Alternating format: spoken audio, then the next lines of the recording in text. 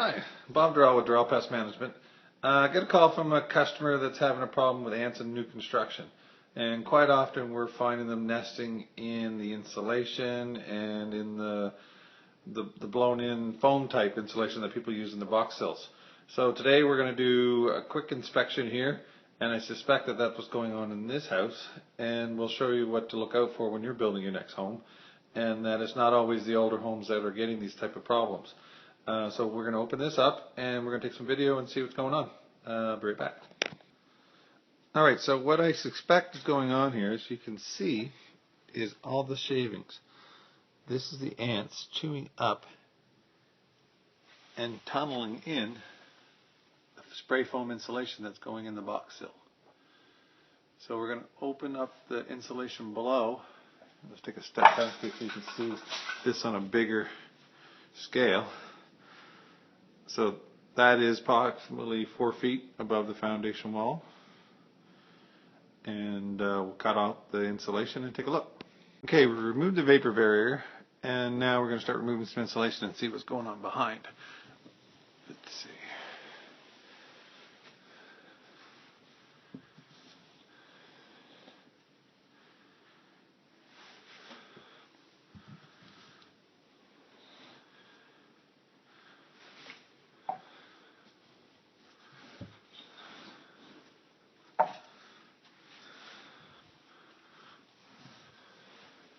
Here we go.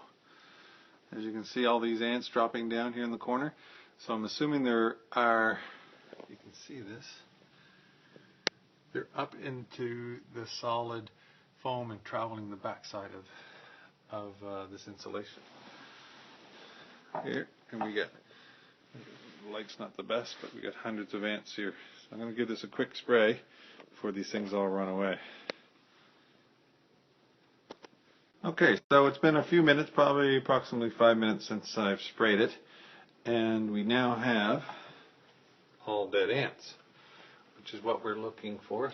The product that we sprayed has a good 90 days residual, so we're going to let this dry, and the homeowner will be instructed not to cover it back up until after it's been completely dry.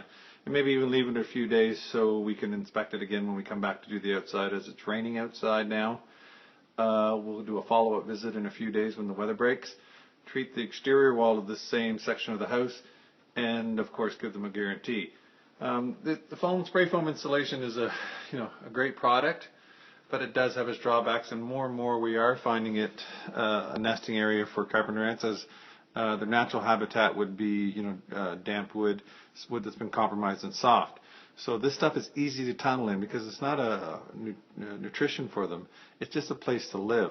So they'll be traveling outside, finding their natural food source, plant nectar, other insects, spillage, and they're also running up to the kitchen. So that's how we get this call, because the homeowner is getting so many ants in their kitchen. And yeah, so after we did this, they should have no more problems. And it's a good thing that this is an unfinished wall versus a finished one. It would have been a lot harder to find had this been a finished part of the house. So one of my suggestions to you is, when you are finishing your basement and you have used this spray foam insulation or any rigid insulation, is have yourself or your contractor do a thorough inspection prior to closing it all in, as it could cause you a lot more problems down the road and be a lot more difficult to treat if this was finished. Alright, so this is Bob Durrell with Durrell Pest Management. Okay, we're now on the outside of the house, and I just want to give you a quick view of what I'm seeing.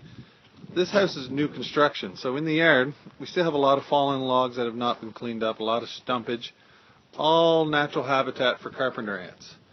And so I suspect this is why they're having such a problem.